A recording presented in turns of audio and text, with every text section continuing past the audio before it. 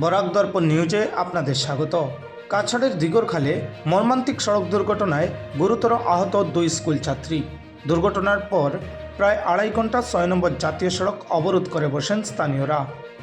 প্রত্যক্ষদর্শীরা আহত ছাত্রীদের প্রথমে কালাইনের সরকারি হাসপাতালে প্রেরণ করেন, আর এখান থেকে উন্নত চিকিৎসার জন্য কর্তব্যরত চিকিৎসক শিলচর মেডিকেল কলেজ ও হাসপাতালে প্রেরণ করেছেন। এই মর্মান্তিক সড়ক দুর্ঘটনার নৈপথ্যে রয়েছে ডাম্পার বাহন। প্রত্যক্ষদর্শীরা অভিযোগ করে বলেছেন, এই ডাম্পার বাহনগুলি প্রতিনিয়ত ওভারটেকিং করে থাকে, এর জন্য দুর্ঘটনা সংঘটিত হয়। এদেরকে কড়া শায়েস্তা না করিলে এরকম দুর্ঘটনা হবেই। প্রায় প্রতিদিন যানজটের নরক যন্ত্রণায় ভুগছেন কালাইন গুমরা দিগরখালের জনসাধারণ ও স্কুল পড়ুয়ারা।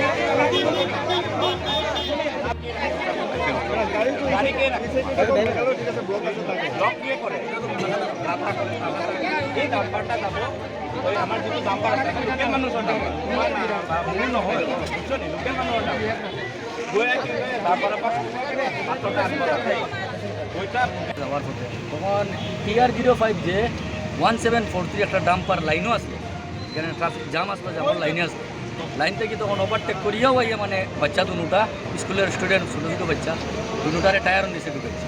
তখন আমার পিছিয়ে একটা প্রশাসনের গাড়ি আসলো, এর পিছিয়ে আমি আসলো। তখন পিছিয়ে থেকে আমি হাল্লা করছি, করার বাদে মানে মানুষ হইয়া জমছে। পরে আমি আর একটা বড় গাড়ির ড্রাইভারে, ওয়েস্ট বেঙ্গলের ড্রাইভারে মিলিয়ে বাচ্চা দুটারে গাড়ি তুলিয়া কালাইন হসপিটাল নিয়ে পৌঁছাইছে। ওখান থেকে পরে বাচ্চাগুলারে রেফার দিছে মেডিকেল হসপিটাল। আমি একটা জিনিস প্রশাসনকে আকর্ষণ করে একটা জিনিস কইতে চাইছি, যে এই রাস্তাগুলোর যে বড় গাড়ি যে জামগুলো থাকে, খাস করে ডাম্পার যেগুলো গাড়ি আছে, এই ডাম্পারগুলো বেশিরভাগ ওভারটেক করে অ্যাক্সিডেন্ট করে। আর এই রাস্তার সবসময় স্কুল আছে, বাচ্চারা স্টুডেন্ট আছে, মানে ওগুলো আমি খাস করে পুলিশ প্রশাসনটাও কথা কইতে চাইছি যে গাড়িগুলো আপনারা কন্ট্রোলের ভিতরে আনবেন, আনিয়া এই রাস্তাটারে জেলা চলা মানুষ জনগণ বাচ্চা কাচ্চা স্কুলের স্টুডেন্ট জেলা চলাচল করতে পারে ও ব্যবস্থা করিয়ে।